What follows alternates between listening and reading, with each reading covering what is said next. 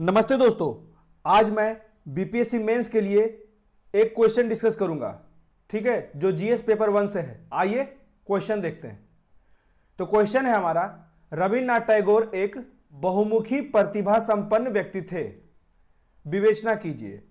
तो उत्तर है, भारतीय इतिहास के पन्नों में जिन महान विभूतियों को समेटे हुए हैं उनमें रविन्द्रनाथ टैगोर एक हैं।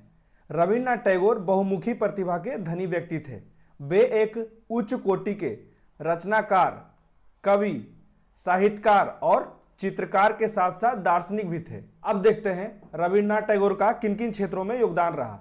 तो यहाँ भारत की स्वतंत्रता संग्राम में योगदान और टैगोर एक दार्शनिक के रूप में किस तरह से कार्य किए, किन किन अलग अलग क्षेत्रों में कार्य किए, ये दिखते हैं। तो यहाँ राष्ट्रवाद से संबंधित विचार था, सामाजिक विचार, स्वतंत्रता संबंधी विचार, शिक्षा संबंधी विचार और संस्कृति संबंधी विचार।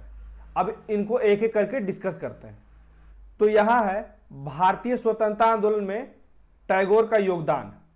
तो पहला पॉइंट है 1905 में हुए बंगाल विभाजन को रक्षाबंधन के रूप में मनाने का सुझाव दिया। दूसरा है कांग्रेस के कलकत्ता अधिवेशन 1911 में पहली बार टैगोर द्वारा रचित जन गण मन गान गाया गया, जो आगे चलकर देश का राष्ट्रगान बना। तीसरा है बांग्लादेश के राष्ट्रगान अमार सोनार बांग्ला की रचना की। ठीक है, चौथा पॉइंट देख लेते हैं। तो चौथा पॉइंट है जालियांवाला बाग हत्याकांड के विरोध में सर की उपाधि ब्रिटिश सत्ता को वापस कर दी। पांचवा पॉइंट है सविनय अवज्ञा आंदोलन के दौरान जलाए गए विदेशी कपड़ों को उन्होंने निष्ठुर बर्बादी करा दिया था। ठीक है, छठा पॉइंट है असहयोग आंदोलन में गांधी जी का भरपूर सहयोग किया। अब आते हैं आगे, टैगोर एक दार्शनिक के रूप में क्या क्या कार्य किया था। टैगोर एक उच्च कोटि के दार्शनिक भी थे। इनके दर्शन को इस प्रकार समझा जा सकता है, जिसमें पहला है राष्ट्रवाद संबंधी विचार। तो इसमें यह पॉइंट है राष्ट्र व समाज में अंतर है, मानव राष्ट्र से ऊपर है तथा राष्ट्रभक्ति मानवता से ऊपर है।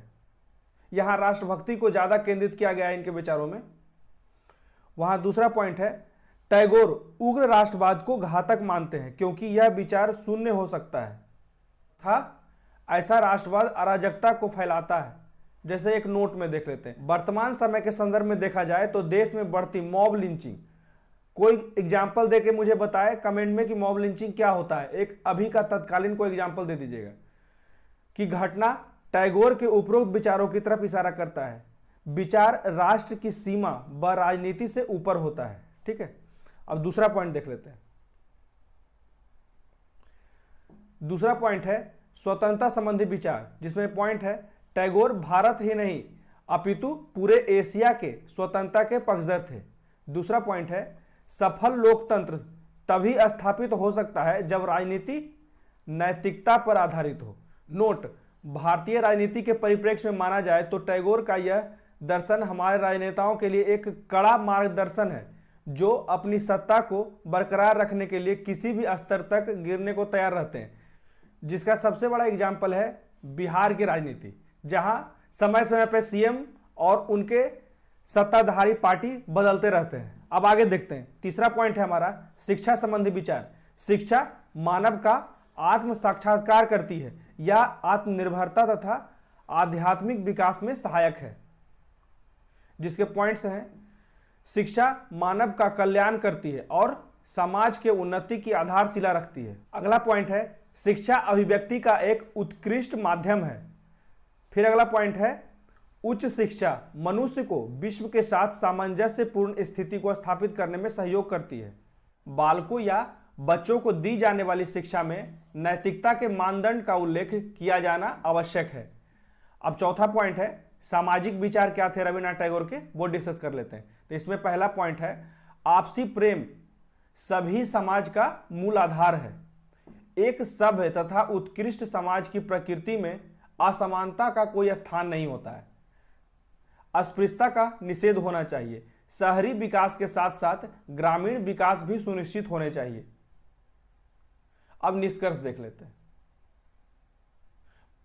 निष्कर्षतः हम कह सकते हैं कि टैगोर न केवल लेखक व साहित्यकार थे बल्कि एक उच्च कोटि के दार्शनिक भी थे। कुल मिलाकर यह निर्विवाद रूप से कहा जा सकता है कि टैगोर एक बहुमुखी प्रतिभा के धनी व्यक्ति थे। यदि इनके बताए गए दर्शनों के आधार पर देश अग्रसर रहा तो निश्चित ही सामाजिक सद्भाव की गंगा हमारे देश में बहने लगेगी। मैं प्रयास करता हूं कि पूरा का पूरा बीपीएससी के पैटर्न से ही क्वेश्चन बनाऊं और उसका आंसर बनाऊं। ज़्यादा बड़ा मैं आंसर नहीं देता हूं, ठीक है। तो कमेंट करके बताइए कैसा लगा मेरा आंसर। लाइक कीजिएगा, शेयर कीजिएगा मेरे वीडियो को और सब्सक्राइब ज़्यादा से ज़्यादा कीजिएगा। Thank you so much.